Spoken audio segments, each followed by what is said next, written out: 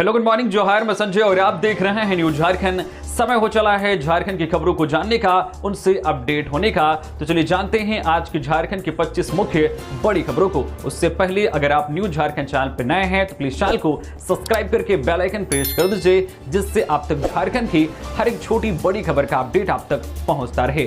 तो चलिए शुरुआत करते हैं आज की पहली और महत्वपूर्ण बड़ी खबर से। झारखंड में आज से अगले 3 दिनों तक इन जिलों में बारिश और वज्रपात की संभावना, येलो अलर्ट जारी। भारत मौसम विज्ञान विभाग ने झारखंड के कई जिलों में अगले 3 दिनों के दौरान गर्जन के साथ बारिश और वज्रपात की संभावना जताई है। मौसम विभाग के अनुसार आज 9, 10 और 11 मार्च को राज्य के करीब 20 जिलों में मौसम में बदलाव देखने को मिल सकता है। इससे लेकर मौसम विभाग ने येलो अलर्ट जारी किया है। मौसम विभाग के अनुसार आज 9 मार्च को जिन जिलों में बारिश और वज्रपात की संभावना है उनमें हजारीबाग, कोडरमा, गिरिडीह, बोकारो, धनबाद, देवघर, जामताड़ा, दुमका, पाकुड़, साहिबगंज और गोड्डा शामिल हैं। वहीं कल 10 मार्च को भी कई जिलों में गर्जन के साथ बारिश और वज्रपात की संभावना है। इन जिलों में बोकारो, गिरिडीह, धनबाद, देवघर, जामताड़ा, दुमका, पाकुड़, गोड्डा और साहिबगंज शामिल हैं। मौसम विभाग ने इन जिलों के लिए येलो अलर्ट जारी करते हुए लोगों को सतर्क रहने की सलाह दी है। रविवार को रांची और आसपास के क्षेत्रों में दिन भर आंशिक रूप से बादल छाए रहे। दोपहर के समय हल्की गर्मी और महसूस की गई, लेकिन शाम होते होते मौसम सुहाना हो गया। मौसम विभाग ने लोगों को खराब मौसम के दौरान खुले स्थानों, ऊंचे पेड़ों और बिजली के खंभों से दूर रहने की सलाह दी है। भारत तीसरी बार T20 वर्ल्ड चैंपियन, पहली बार मेजबान टीम ने खिताब जीती। फाइनल में रिकॉर्ड 255 रन बनाए। न्यूजीलैंड की 96 रन से सबसे बड़ी हार। भारत ने T20 वर्ल्ड कप जीत लिया है। टीम इंडिया ने फाइनल मुकाबले में न्यूजीलैंड को 96 रन से हराया है।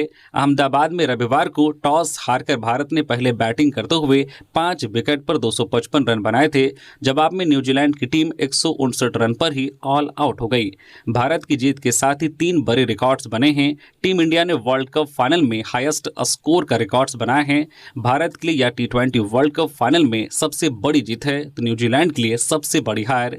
फाइनल मुकाबले में 15 रन देकर 4 विकेट लेने वाले Jasprit Bumrah player of the match रहे हैं। वहीं 5 मैच में 350 के सहारे 321 रन बनाने वाले संजू सैमसन को प्लेयर ऑफ द सीरीज चुना गया है। वह भारतीय T20 वर्ल्ड कप के इतिहास में तीसरी बार खिताब जीतने वाली पहली टीम बन गई है। इसके साथ ही भारत लगातार 2 बार T20 वर्ल्ड कप ट्रॉफी जीतने वाली पहली टीम भी बन गई है। साथ ही पहली बार कोई मेजबान team T20 world cup trophy जीती है। वहीं न्यूजीलैंड टीम एक बार फिर खिताब जीतने से चूक गई है। धनबाद के झरिया में सिलेंडर फटने से भीषण आग, सोफा गोदाम समेत लाखों की संपत्ति राख, मकान मालिक गंभीर रूप से झुलसा। धनबाद के झरिया थाना क्षेत्र अंतर्गत बस्ताकोला माइंस रेस्क्यू स्टेशन के समीप रविवार को सिलेंडर फटने से एक घर में भीषण आग लग गई। आग इतनी तेजी से फैली कि देखते ही देखते पूरे घर को अपनी चपेट में ले लिया। इस हादसे में मकान मालिक राजू अग्रवाल गंभीर रूप से झुलस गए, जबकि एक अन्य व्यक्ति भी घायल हो गया। आग लगने से घर में रखा सामान पूरी तरह से जलकर खाक हो गया और लाखों रुपए की संपत्ति के नुकसान की आशंका जताई जा रही है। प्रत्यक्षदर्शियों के अनुसार आग इतनी तेजी से फैली कि घर के निचले तल्ले पर बने सोफा गोदाम को भी अपनी चपेट में ले लिया। कुछ ही देर में आग ने विकराल रूप धारण कर लिया, जिससे आसपास के लोगों में अफरा तफरी मच गई। घर के अंदर रखा फर्नीचर, सोफा और अन्य सामान जलकर नष्ट हो गया। आग की लपटें और धुआं दूर से ही दिखाई देने लगा, जिससे आसपास के लोग तुरंत घरों से बाहर निकल गए। घटनास्थल से कुछ ही दूरी पर इंडियन रसोई गैस की एजेंसी और उसका गोदाम भी स्थित है, जिससे इलाके के लोगों में दहशत का माहौल बन गया। लोगों को आशंका थी कि यदि आग और फैलती तो बड़ा हादसा हो सकता था। घटना की सूचना मिलते ही माइंस रेस्क्यू टीम और स्थानीय लोग मौके पर पहुंचे और आग बुझाने का प्रयास शुरू किया। इसके बाद दमकल विभाग की 6 गाड़ियां घटनास्थल पर पहुंची और कड़ी मशक्कत के बाद आग पर काबू पाया जा सका। पुलिस और प्रशासन की टीम भी मौके पर पहुंचकर हालात का जायजा लिया और पूरे मामले की जांच शुरू कर दी है। झारखंड राज्य के मनरेगा कर्मियों की 3 दिनी हड़ताल आज से। झारखंड राज्य के मनरेगा कर्मियों ने विभिन्न मांगों को लेकर आज 9 से 11 मार्च तक सांकेतिक हड़ताल करने की घोषणा की है।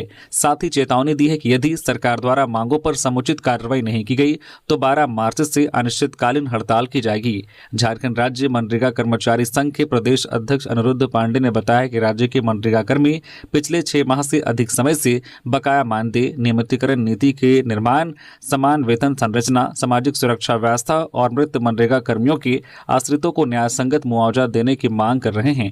उन्होंने कहा कि क्षेत्रीय स्तर पर कार्यरत मनरेगा कर्मी गंभीर आर्थिक और मानसिक संकट से गुजर रहे हैं। 6 माह से अधिक समय से मानदेय नहीं मिलने के कारण कर्मचारियों के लिए परिवार का भरण पोषण करना मुश्किल हो गया है। धनबाद के सरायढेला में मुठभेड़, प्रिंस खान का शूटर सुदीप ओझा घायल, एक की तलाश जारी। धनबाद के सरायढेला थाना क्षेत्र में पुलिस व गैंगस्टर प्रिंस खान के शूटरों के बीच रविवार की दोपहर हुई मुठभेड़ में एक अपराधी घायल हो गया है। पुलिस की गोली लगने से घायल अपराधी की पहचान सुदीप ओझा के रूप में हुई है, जबकि एक अन्य अपराधी फरार होने में सफल रहा है। पुलिस फरार अपराधी की तलाश कर रही है। मुठभेड़ में एक पुलिसकर्मी की घायल होने की भी खबर है, उससे इलाज के लिए अस्पताल ले जाया गया है। मुठभेड़ के बाद धनबाद एसएसपी प्रभात कुमार ने मीडिया से बात करते हुए कहा कि अपराधी रंगदारी लेने आए थे। इसी दौरान पुलिस को इसकी सूचना मिली, जिसके बाद पुलिस ने इलाके की घेराबंदी कर दी। घेराबंदी के दौरान आरोपी भागने की कोशिश करने लगा। उसके पास हथियार था और उसने पहले फायरिंग की, जिसमें एक सब इंस्पेक्टर बालमुकुंद के हाथ में गोली लग गई। आरोपी के पास 2 बम थे, जिसमें एक बम उसने पुलिस के ऊपर फेंकी। अपराधियों द्वारा की गई फायरिंग व हमले के बाद जवाबी कार्रवाई में पुलिस ने फायरिंग की, जिसमें आरोपी के दोनों पैरों में गोली लगी। घायल आरोपी और घायल पुलिसकर्मी दोनों को इलाज के लिए असरफी अस्पताल भेजा गया है। एसएसपी ने बताया कि मौके पर 2 अपराधी थे, जिनमें से एक घायल हुआ है, जबकि दूसरा भागने में सफल रहा। फरार आरोपी की तलाश के लिए पुलिस छापेमारी कर रही है। मौके से एक जिंदा बम भी बरामद किया गया है। महिला दिवस पर झारखंड की 40,000 स्वास्थ्य सहियाओं को 22,000 रुपए का तोहफा। अंतर्राष्ट्रीय महिला दिवस के अवसर पर झारखंड सरकार ने राज्य की लगभग 40,000 स्वास्थ्य सहियाओं को बड़ा तोहफा दिया है। रांची के नामकुम स्थित लोक स्वास्थ्य संस्थान के प्रेक्षागृह में आयोजित राज्य स्तरीय समारोह में स्वास्थ्य मंत्री डॉक्टर इरफान अंसारी की पत्नी इरफान ने स्वास्थ्य सहियाओं को 22,000 रुपए की एक मुश्त राशि का सांकेतिक चेक देकर सम्मानित किया। दरअसल झारखंड सरकार की योजना के तहत झारखंड स्वास्थ्य प्रहरी के अंतर्गत स्वास्थ्य सहियाओं को हर महीने 2,000 रुपए की प्रोत्साहन राशि देने का प्रावधान किया गया है। वित्त वर्ष 2025-26 के 11 महीने की यह राशि एक मुश्त 22,000 रुपए के रूप में उनके खातों में स्थानांतरित की गई है। कार्यक्रम में मुख्य अतिथि के रूप में इरफान मौजूद थी। वही विशिष्ट अतिथि के रूप में स्वास्थ्य विभाग के अपर मुख्य सचिव अजय कुमार सिंह की पत्नी डॉक्टर अनीता सिन्हा और राष्ट्रीय स्वास्थ्य मिशन झारखंड के अभियान निदेशक शशि प्रकाश झा की पत्नी मीनाक्षी झा उपस्थित थीं। गुमला में भालू ने 2 लोगों को किया घायल, एक को खेत जाते वक्त तो दूसरे को घर के दरवाजे पर दबोचा। गांव में दहशत। गुमला जिले के घाघरा प्रखंड में जंगली भालू के हमले से दहशत का माहौल बन गया है। रविवार को अलग अलग घटनाओं में 2 लोग घायल हो गए हैं। पहली घटना देवाकी कुसुमटोली गांव में हुई, जहां विष्णु उरांव भालू के हमले में गंभीर रूप से घायल हो गए। बताया जाता है कि विष्णु उरांव सुबह घर से खेत की ओर जा रहे थे, तभी अचानक झाड़ियों से निकलकर एक जंगली भालू ने उन पर हमला कर दिया। विष्णु ने साहस दिखाते हुए भालू का मुकाबला किया। इस दौरान भालू के गिरने पर वे किसी तरह वहां से भागने में सफल रहे। ग्रामीणों के शोर मचाने पर भालू जंगल की ओर भाग गया। हमले के बाद विष्णु उरांव को परिजनों और ग्रामीणों की मदद से 108 एम्बुलेंस के जरिए सामुदायिक स्वास्थ्य केंद्र घाघरा ले जाया गया, जहां उनका इलाज जारी है। इस दौरान दूसरी घटना लवसर गांव में सामने आई, जहां जितेंद्र चिक बड़ाई पर भी भालू ने हमला कर दिया। जितेंद्र ने बताया कि वह सुबह करीब 7 बजे अपने घर के दरवाजे पर खड़े थे। इस दौरान अचानक भालू वहां पहुंच गया और उन पर हमला कर दिया। हमले से घबराकर जितेंद्र किसी तरह घर के अंदर घुसकर दरवाजा बंद करने में सफल रहे, जिससे भालू घर के अंदर नहीं आ सका और कुछ देर बाद वहां से चला गया। ग्रामीणों का कहना है कि हमला करने वाला भालू अभी भी आसपास के इलाके में घूम रहा है, जिससे लोगों में डर का माहौल है। तेज रफ्तार स्कॉर्पियो खंभे से टकराकर पलटी, देवघर मुंडन करवाने जा रहा था परिवार, 7 लोग घायल।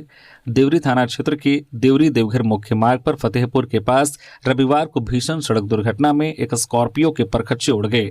श्रद्धालुओं से भरी वाहन बिजली के खंभे से जोरदार टक्कर मारते हुए सड़क से 10 फीट दूर पलट गई।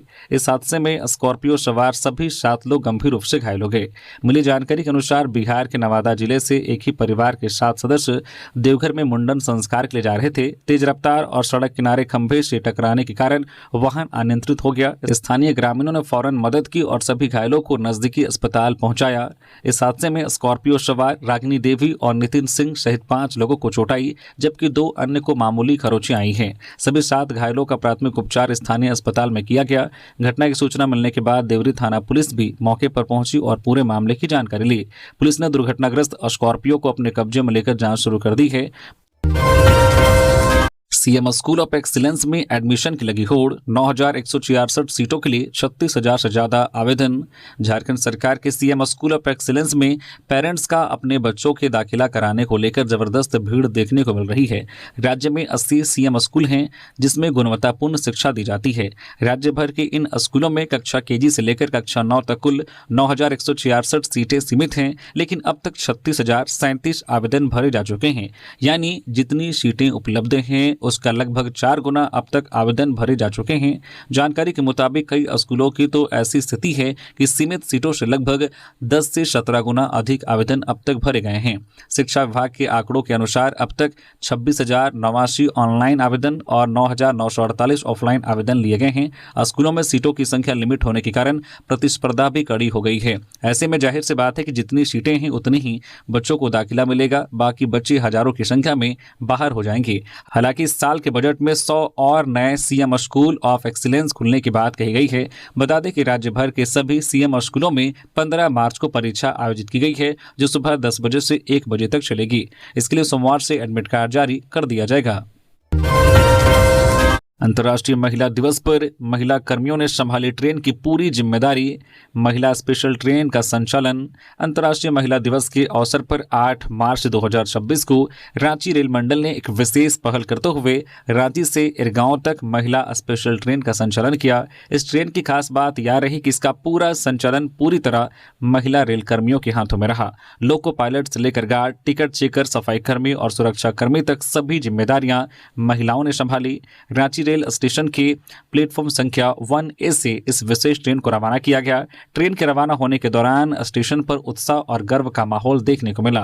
रेलवे अधिकारियों और यात्रियों ने इस पहल की सराहना की है और महिला कर्मियों का उत्साहवर्धन किया। इस विशेष ट्रेन की लोको पायलट दीपाली थी, जिन्होंने पूरे आत्मविश्वास के साथ ट्रेन का संचालन किया। वही ट्रेन में तैनात टिकट चेकर, TTE, गार्ड, सफाई कर्मी और सुरक्षा कर्मी भी सभी महिलाएं ही नजर आई। इस दौरान रेलवे की हर महत्वपूर्ण विभाग की जिम्मेदारी महिलाओं ने संभालते हुए यह संदेश दिया है कि आज महिलाएं किसी भी क्षेत्र में पीछे नहीं हैं। रेलवे अधिकारियों के अनुसार महिला दिवस के अवसर पर इस तरह की पहल का उद्देश्य महिलाओं की क्षमता, दक्षता और आत्मनिर्भरता को सामने लाना है। पूर्व मंत्री योगेंद्र प्रसाद के एस्कॉर्ट वाहन को बोलेरो ने मारी टक्कर, बाल बाल बचे पुलिसकर्मी। झारखंड के रामगढ़ जिले में रविवार को पूर्व मंत्री योगेंद्र प्रसाद के काफिले के साथ एक बड़ा हादसा होते होते टल गया। छत्तरमांडू इलाके के पास एक अनियंत्रित बोलेरो ने मंत्री को एस्कॉर्ट कर रही पुलिस की गाड़ी को सामने से जोरदार टक्कर मार दी। इस टक्कर में पुलिस वाहन बुरी तरह से क्षतिग्रस्त हो गया। हालांकि उसमें सवार सभी पुलिसकर्मी सुरक्षित हैं। मिली जानकारी के अनुसार पूर्व मंत्री योगेंद्र प्रसाद रांची से अपना सरकारी कार्य निपटाकर अपनी आवास की ओर लौट रहे थे। उनके काफिले में सबसे आगे चल रही एस्कॉर्ट गाड़ी में सब इंस्पेक्टर विकास कुमार सहित 4 अन्य पुलिस जवान सवार थे। जैसे ही काफिला छत्तरमांडू इलाके के पास पहुंचा, विपरीत दिशा से आ रही एक तेज रफ्तार बोलेरो अचानक अनियंत्रित हो गई और पुलिस एस्कॉर्ट वाहन को सामने से जोरदार टक्कर मार दी। टक्कर इतनी तेज थी कि एस्कॉर्ट वाहन का अगला हिस्सा बुरी तरह से क्षतिग्रस्त हो गया। घटना के समय पूर्व मंत्री का वाहन एस्कॉर्ट गाड़ी के पीछे चल रहा था, जिसके कारण वे पूरी तरह से सुरक्षित रहे। हादसे के बाद मौके पर अफरा तफरी मच गई। स्थानीय लोगों और काफिले में शामिल अन्य सुरक्षाकर्मी तुरंत बचाव कार्य में जुट गए। एस्कॉर्ट वाहन में सवार सब इंस्पेक्टर और पुलिस जवानों को हल्की चोट आई है, जिन्हें तुरंत नजदीकी अस्पताल ले जाया गया। डॉक्टरों के अनुसार सभी की हालत खतरे से बाहर है। झारखंड विधानसभा सत्र में आज गूंजेगा नगर निकाय चुनाव के नतीजों की गूंज, बदलेंगे राजनीतिक समीकरण। झारखंड में हाल ही में हुए नगर निकाय चुनाव के नतीजों की गूंज अब विधानसभा के सत्र में भी सुनाई देने की संभावना है। होली के अवकाश के बाद आज सोमवार से राज्य विधानसभा का सत्र फिर से शुरू होने जा रहा है। माना जा रहा है कि चुनाव परिणामों के राजनीतिक असर से सदन का माहौल काफी गर्म रह सकता है। निकाय चुनाव के नतीजों ने राज्य की राजनीति में कुछ नए संकेत दिए हैं। सत्तारूढ़ झारखंड मुक्ति मोर्चा झामुमो का शहरी क्षेत्रों में अपेक्षाकृत बेहतर प्रदर्शन से मनोबल बढ़ा है। वही मुख्य विपक्षी दल भाजपा समर्थित प्रत्याशियों को अपेक्षाकृत सफलता नहीं मिलने के कारण सदन में सरकार को घेरने की रणनीति उतनी आक्रामक नहीं रह सकती जितनी पहले अनुमान लगाई जा रही थी। नतीजों ने शहर की सरकार की राजनीति में झामुमो की मौजूदगी को मजबूत करने का संकेत दिया है। अब तक यह धारणा बनी रहती थी कि शहरी क्षेत्रों में भाजपा का दबदबा अधिक है, लेकिन बीते विधानसभा चुनाव की तर्ज पर इस चुनाव में भी कई जगहों पर इस धारणा को चुनौती दी है। यही कारण है कि सत्ता पक्ष के नेता इन परिणामों को अपने पक्ष में राजनीतिक संदेश के रूप में देख रहे हैं। रांची के नामकुम में 21 मार्च को धूमधाम से मनाया जाएगा सरहुल पूजा समिति नामकुम की बैठक में रविवार को शरना स्थल पर बिरसा पाहान की अध्यक्षता में हुई बैठक में निर्णय लिया गया है कि इस वर्ष भी 21 मार्च को प्रखंड स्तरीय सरहुल पूजा धूमधाम से मनाई जाएगी। 12 मार्च को होगा झारखंड स्टेट बार काउंसिल का चुनाव। 75 बूथों पर मतदान करेंगे 25,001 मतदाता। झारखंड स्टेट बार काउंसिल का पंचवर्षीय चुनाव 12 मार्च को होगा।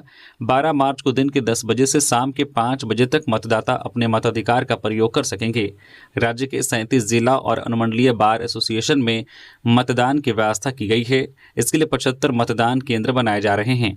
एक मतदाता कुल 23 पदों के लिए मतदान कर सकेंगे। झारखंड स्टेट बार काउंसिल चुनाव की तैयारियां जोरों पर है। 500 से अधिक मतदाता वाले बार एसोसिएशन में 2 बैलेट बॉक्स का इस्तेमाल किया जाएगा।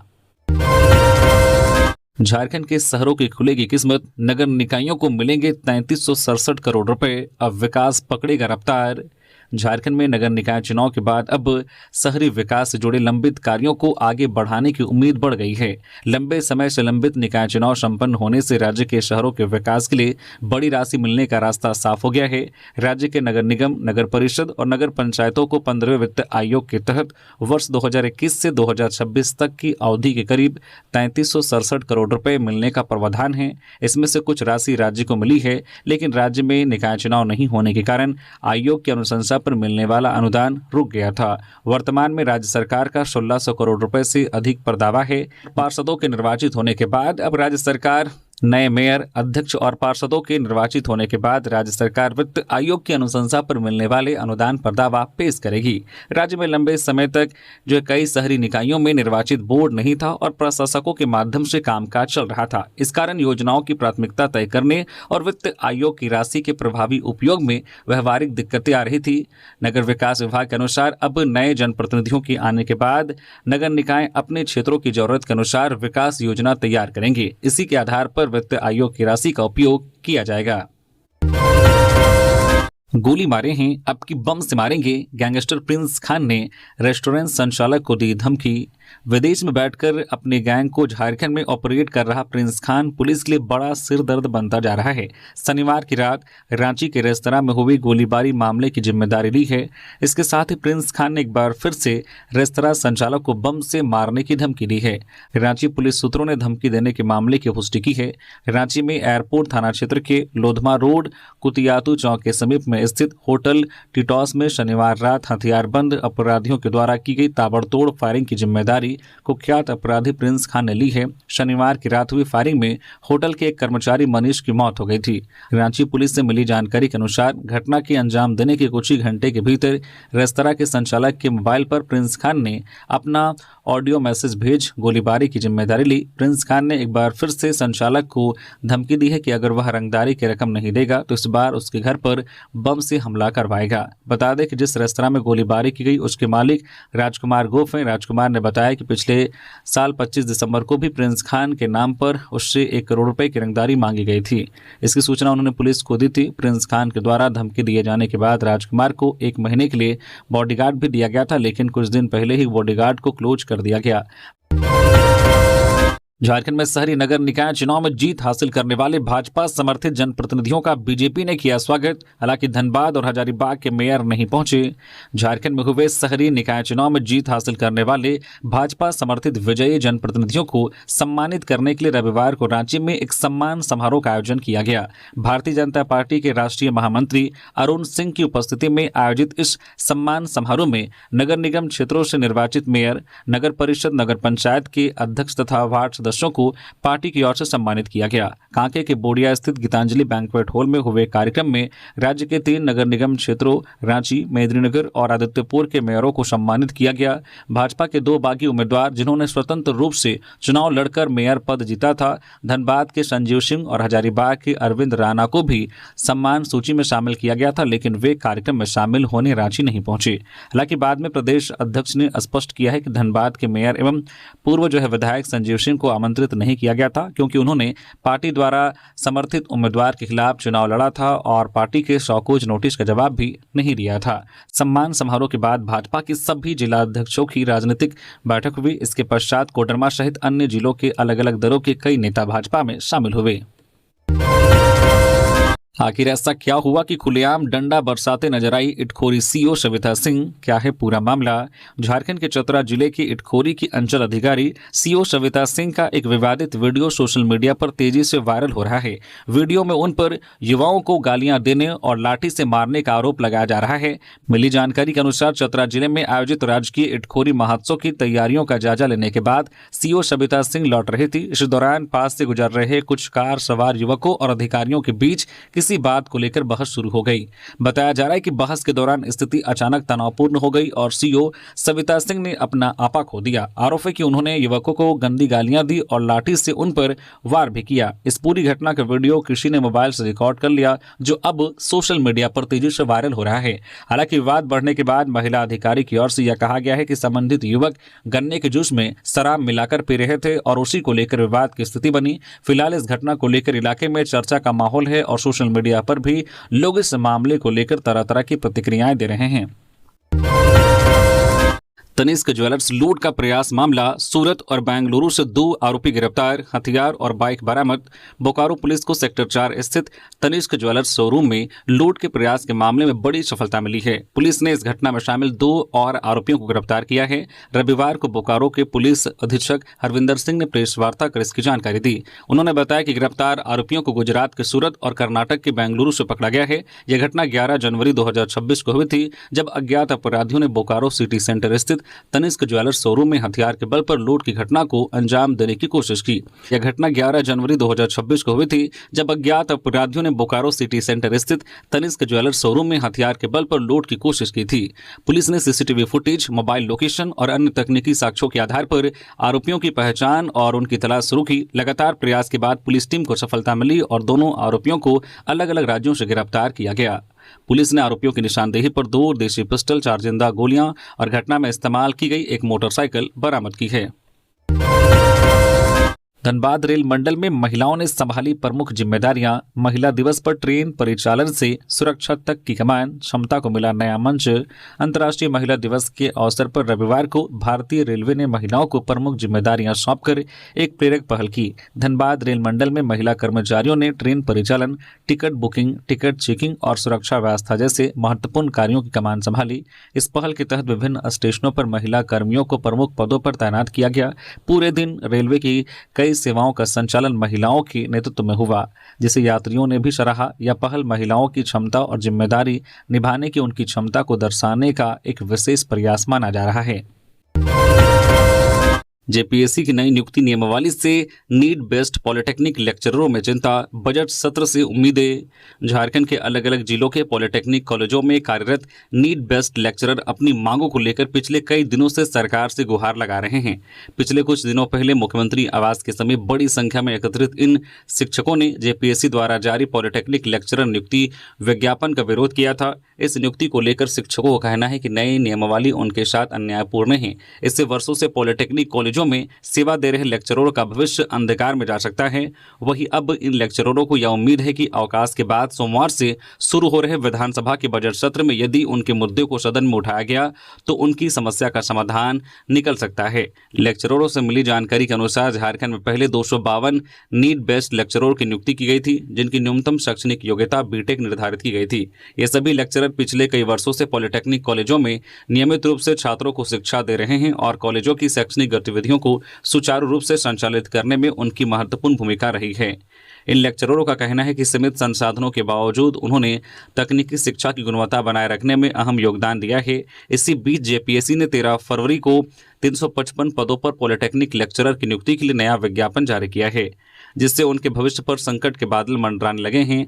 नई नियुक्ति नियमावली में एमटेक, पीएचडी, जीईटी और शोध से संबंधित अहर्ताओं को अनिवार्य किया गया है।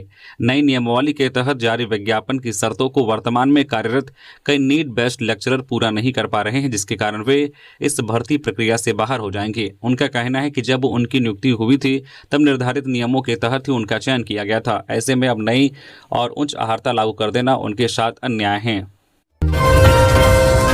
साहिबगंज के राजमहल में बाइक चोरी कर रहे 2 युवक धराए, एक ने भागने की कोशिश की लेकिन बच न सका। साहिबगंज जिले के राजमहल थाना क्षेत्र स्थित नील कोठी इलाके में देर रात बाइक चोरी का मामला सामने आया। जानकारी के अनुसार 2 युवक पल्सर बाइक चोरी कर भाग रहे थे। इसी दौरान स्थानीय लोगों की नजर उन पर पड़ गई और मामले की सूचना तुरंत प्रशासन को दी गई। सूचना मिलते ही पुलिस मौके पर पहुंची और दोनों युवकों को पकड़कर थाना ले जाने लगी, लेकिन इसी दौरान एक युवक प्रशासन को चकमा देकर भागने में सफल हो गया। हालांकि स्थानीय लोगों की सतर्कता के कारण कुछ ही देर बाद फिर से उस युवक को पकड़ लिया गया और प्रशासन के हवाले कर दिया गया। फिलहाल पुलिस मामले की जांच कर रही है।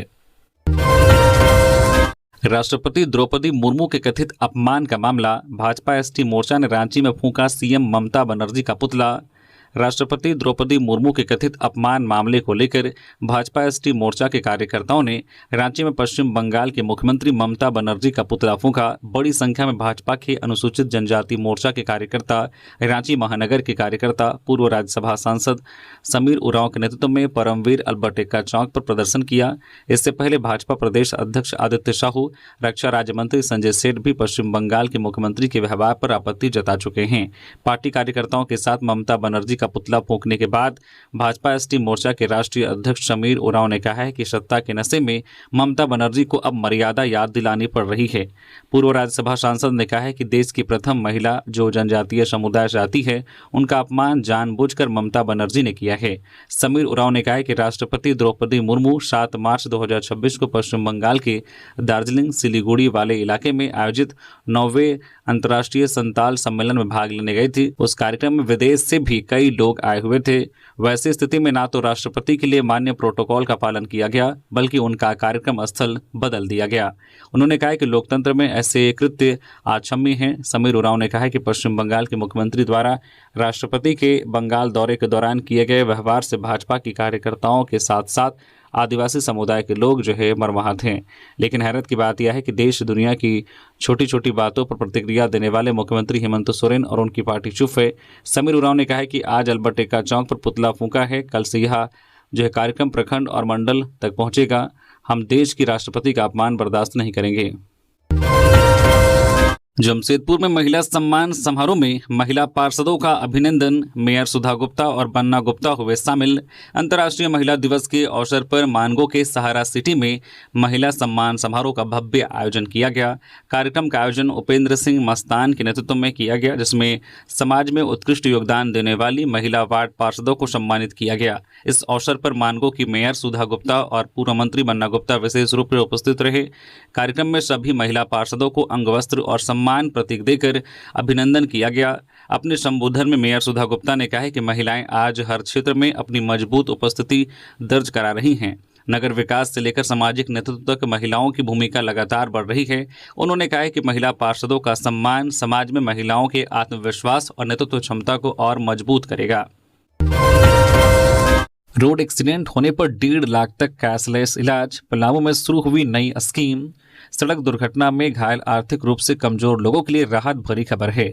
सड़क परिवहन एवं राजमार्ग मंत्रालय की cashless treatment of road accident victim योजना की शुरुआत अब पलामू में भी होने जा रही है। योजना के तहत सड़क हादसे में घायल व्यक्ति का संबंधित अस्पतालों में 1.5 लाख रुपए तक कैशलेस इलाज किया जाएगा। इस संबंध में झारखंड सरकार के संयुक्त सचिव मनोज कुमार ने राज्य के सभी जिलों के उपायुक्तों को पत्र भेजकर योजना के क्रियान्वयन को लेकर दिशा निर्देश दिया है।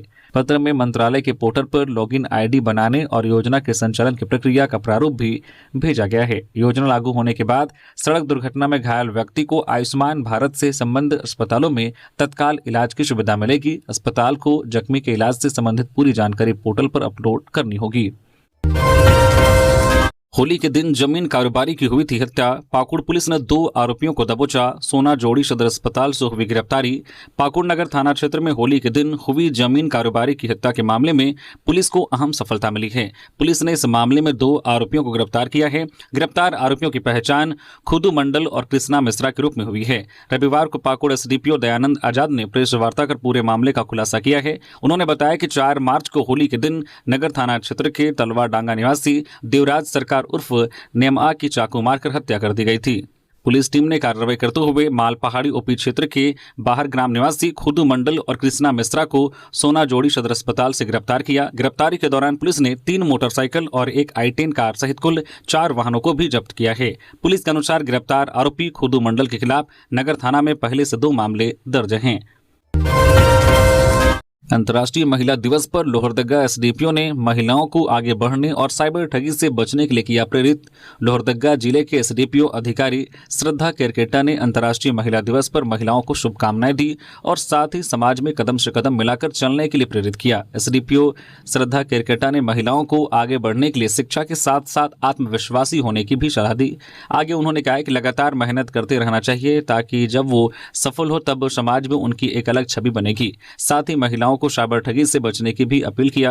2013 बैच की पुलिस अधिकारी श्रद्धा केरकेटा शुरू से ही मेहनती रही है। डबल मास्टर्स की डिग्री लेकर कॉर्पोरेट सेक्टर में एचआर की पोस्ट पर कार्य करते हुए 2013 में पुलिस अधिकारी बनी। तब से महिलाओं को आगे बढ़ने के लिए प्रेरित करती रहती है। अंतर्राष्ट्रीय महिला दिवस पर लातेहार में महिला बंदियों के साथ विशेष बैठक। अंतर्राष्ट्रीय महिला दिवस के अवसर पर माननीय प्रधान जिला एवं सत्र न्यायाधीश शेषनाथ सिंह के निर्देशानुसार जिला विधिक सेवा प्राधिकार लातेहार के सचिव शिवम चौरसिया द्वारा लातेहार जिले में महिला बंदियों के साथ एक विशेष बैठक आयोजित की गई। बैठक के दौरान सचिव द्वारा प्रत्येक महिला बंदी से व्यक्तिगत रूप से बातचीत कर उनके मामलों की स्थिति के बारे में जानकारी ली गई। इस दौरान उनके मुकदमों की प्रगति, उच्च न्यायालय में अपील की स्थिति तथा विशेष रूप से उन मामलों में जमानत बंद पत्र, बेल, बॉन्ड दाखिल करने की प्रक्रिया पर चर्चा की गई, जिनमें उनके अधिवक्ता legal and defence council system से नियुक्त हैं। वर्तमान में लातेहार जेल में कुल 16 महिला बंदी हत्या एवं मानव तस्करी से संबंधित मामलों में निरुद्ध हैं। खूंटी जिले में एलपीजी गैस के लिए डीलर और गोदाम के चक्कर लगा रहे हैं लोग। खूंटी जिले में इन दिनों घरेलू रसोई गैस की भारी किल्लत से उपभोक्ता परेशान हैं। होली के समय से ही गैस की नियमित आपूर्ति बाधित होने के कारण लोगों को काफी कठिनाइयों का सामना करना पड़ रहा है।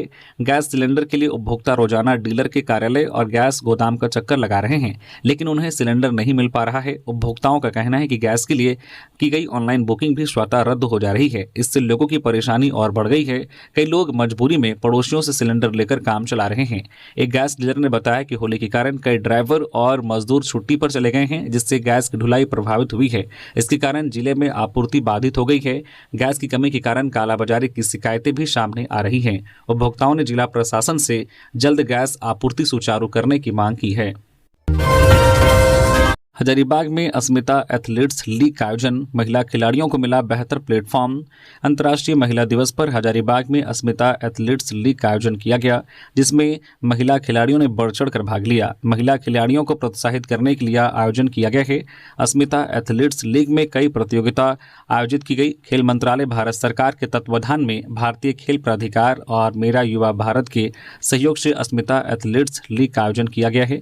हजारीबाग के करजन ग्राउंड स्टेडियम में एथलीट्स लीग का आयोजन किया गया, जिसमें ग्रामीण क्षेत्रों की महिला खिलाड़ियों ने बढ़ चढ़कर हिस्सा लिया। इस संबंध में मेरा युवा भारत के जिला युवा पदाधिकारी रुद्र शेखर ने बताया है कि देश भर के 250 जिलों में अस्मिता एथलीट्स लीग का आयोजन किया गया है। इसका उद्देश्य महिला खिलाड़ियों को बेहतर प्लेटफॉर्म देना और उनकी प्रतिभा को पहचानना है। बोकारो पुलिस ने चलाया विशेष अभियान, महिला पुलिसकर्मियों ने संभाली कमान। बोकारो में अंतर्राष्ट्रीय महिला दिवस के अवसर पर जिला पुलिस ने नारी शक्ति का संदेश देते हुए शहर में विशेष एंटी क्राइम चेकिंग अभियान चलाया। पुलिस अधीक्षक हरविंदर सिंह के नेतृत्व में महिला पुलिसकर्मियों ने शहर के विभिन्न चौक चौराहों और प्रमुख स्थानों पर वाहनों की सघन जांच की और लोगों को सुरक्षा एवं यातायात नियमों के प्रति जागरूक किया। इस अभियान में चास थाना प्रभारी सुषमा कुमारी, सेक्टर 6 थाना प्रभारी संगीता कुमारी, चास महिला थाना प्रभारी सुनीना लिंडा और नगर महिला पुलिस मीरा लकड़ा सहित कई महिला पुलिसकर्मियों ने सक्रिय भूमिका निभाई। महिला पुलिस टीम ने नया मोड़ में कई स्थानों पर वाहन की जांच की। इस दौरान बिना हेलमेट, बिना सीट बेल्ट और ब्लैक फिल्म लगी गाड़ियों की जांच की गई। साथ ही नियमों का उल्लंघन करने वालों को चेतावनी भी दी गई। वही अभियान के दौरान सुरक्षित तरीके से हेलमेट पहनकर वाहन चला रही महिलाओं को महिला पुलिसकर्मियों ने सम्मानित किया और उन्हें सड़क सुरक्षा का संदेश देने के लिए प्रेरित किया। कांग्रेस में शामिल हुए कई सामाजिक राजनीतिक कार्यकर्ता केशव महतो कमलेश ने दिलाई सदस्यता। झारखंड प्रदेश कांग्रेस कमेटी के अध्यक्ष केशव महतो कमलेश के आवासीय कार्यालय में रविवार को कई सामाजिक और राजनीतिक कार्यकर्ताओं ने कांग्रेस पार्टी की नीतियों और विचारधारा में विश्वास जताते हुए पार्टी की सदस्यता ग्रहण की। इस अवसर पर मंगल सिंह हासदा, गोवर्धन गागराई और पांगेला गागराई ने औपचारिक रूप से कांग्रेस पार्टी की सदस्यता ली। प्रदेश अध्यक्ष केशव महतो कमलेश ने उन्हें पार्टी का अंगवस्त्र पहनाकर कांग्रेस परिवार में स्वागत किया। प्रदेश अध्यक्ष ने कहा कि नए साथियों के पार्टी में शामिल होने से संगठन को जमीनी स्तर पर और अधिक मजबूती मिलेगी। उन्होंने कहा कि कांग्रेस पार्टी हमेशा से समाज के सभी वर्गों के अधिकार, सम्मान और विकास के लिए संघर्ष करती रही है। नए साथियों के जुड़ने से पार्टी की विचारधारा और जनहित की लड़ाई को और बल मिलेगा।